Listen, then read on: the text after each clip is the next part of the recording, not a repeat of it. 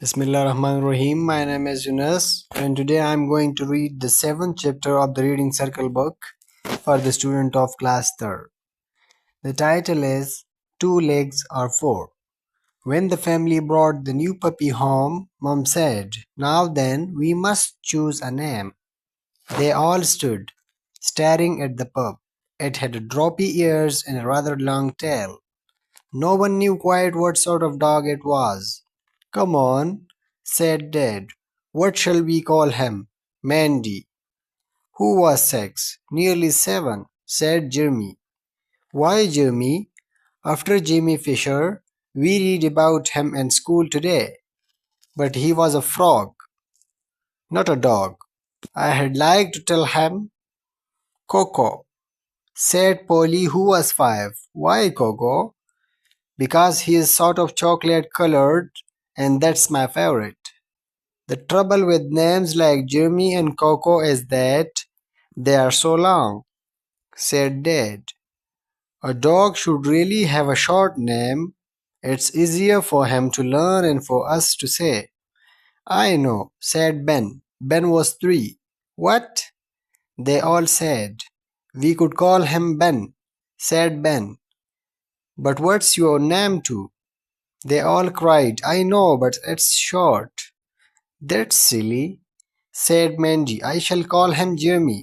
And she walked out of the room calling, "Come along, Jeremy."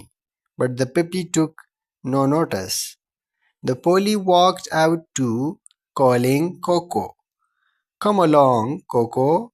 But the puppy still took no notice.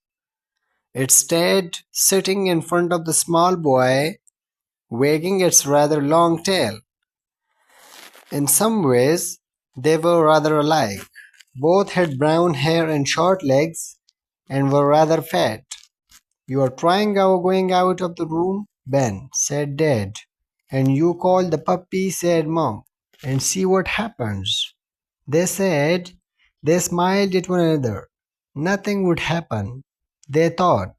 "Okay," said Ben. "Come on, Ben," he said, and he went out with the puppy following Mom and Dad.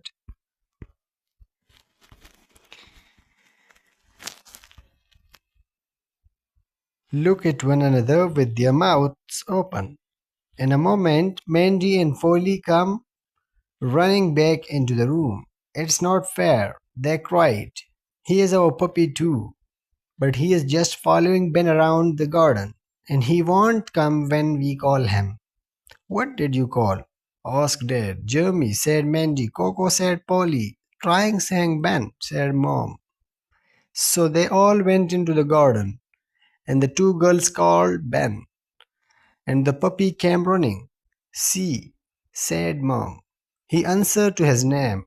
"It's going to be very confused," said Dad. As time went by, they found it was useful to have both a son and a dog with the same name. Because Mandy and Foley were at school, Ben spent all day with Ben, and the same word served for both. Be quiet, for example, stopped one yelling at the other and the other yapping. Both came when the name was called, and sat down when ordered to, and each looked equally pleased when told. "What a good boy, Ben!" And indeed Ben was a good puppy. He never made a mess. He never chewed curtains and covers.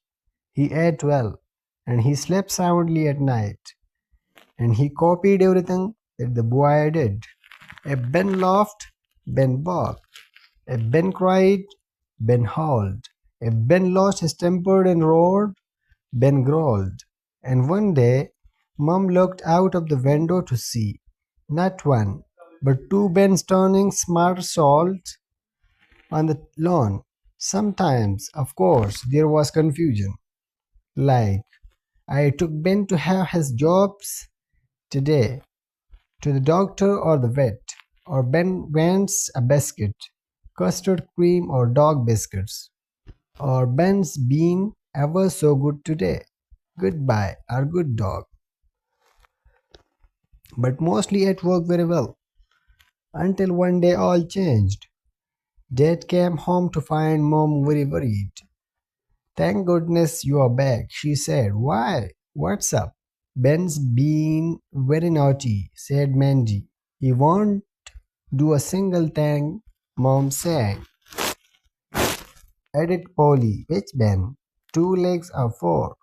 2, said Mom. At the moment, Ben the boy came into the room followed by Ben the dog. Speak to him, said Mom to Dad. Come here, Ben, said Dad. The dog obeyed. The boy stayed where he was. Do you hear me, Ben? Said Dad. The boy did not reply. The dog wagged its rather long tail. You see? Mom said.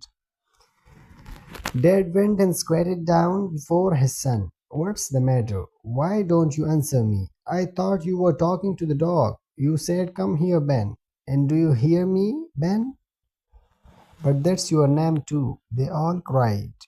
No, it's not, said the small boy.